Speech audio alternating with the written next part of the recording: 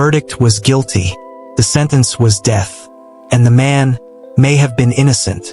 These are 5 real cases where the justice system didn't just make a mistake. It buried the truth. Closed. Forgotten. Filed away. Until something broke them open again. And when the truth finally surfaced, changed everything. These aren't stories. These are real people. Real victims. Real convictions. Real consequences. Every case you're about to hear was considered solved until one detail, one overlooked piece of evidence, one unexpected twist, forced the world to ask a terrifying question.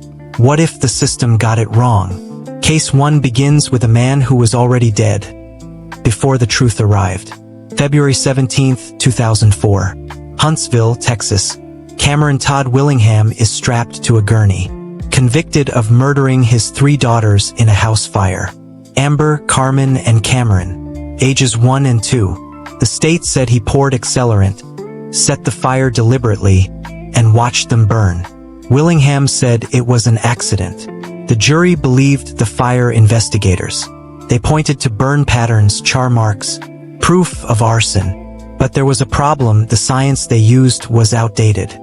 48 hours before his execution, a fire expert reviewed the case. His conclusion was simple. There was no evidence of arson. None. Everything pointed to an accidental fire. The report reached officials. For days before the execution, no one stopped it. At 6:20 p.m., Cameron Todd Willingham was pronounced dead. 2 years later, investigators confirmed it. The original evidence was invalid. The science was wrong. And a man may have been executed for a crime that never happened. Case 2 is different. No one died, but 5 teenagers lost years of their lives because of something they said. April 19, 1989, New York City. A woman is found brutally attacked in Central Park. She survives, but remembers nothing.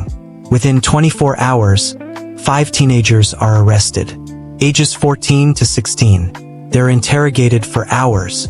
No parents, no lawyers. Eventually, they confess. Each one describes the crime. But there's a problem. Every confession is different. Different locations, different details, different stories. And none of them match the physical evidence. Still, the jury convicts them. They serve years in prison.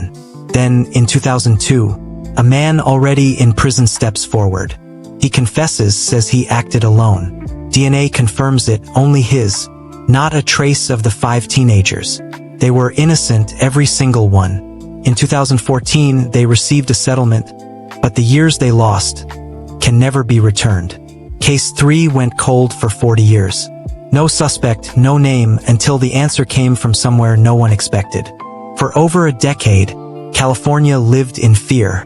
A man committed 13 murders, more than 50 assaults, and over 100 break-ins.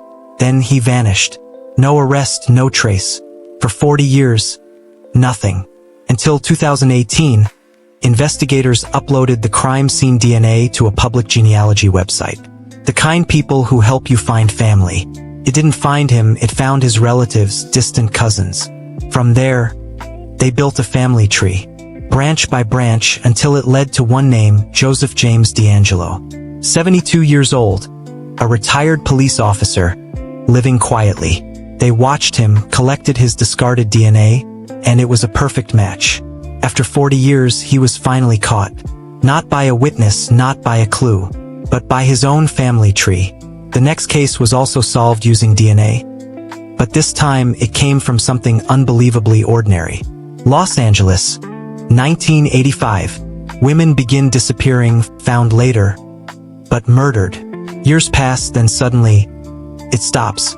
No suspect, no explanation. Then in 2002, the killings started again. Same method, same area.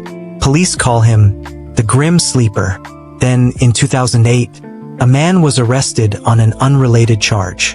His DNA is entered into the system. It doesn't match the killer, but it's close.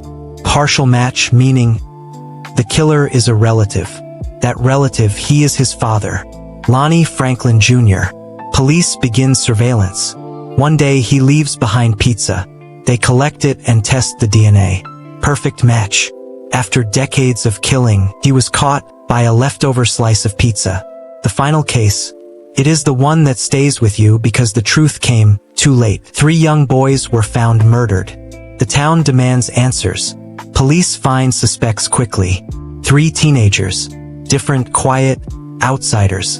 One confesses after 12 hours of interrogation. His story is full of errors. He takes it back. It doesn't matter. There's no physical evidence. No DNA, no fingerprints, but there is fear. They wear black, they listen to heavy metal.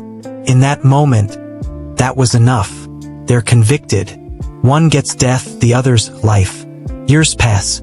Then DNA testing is finally done. No trace of the 3 teenagers, none.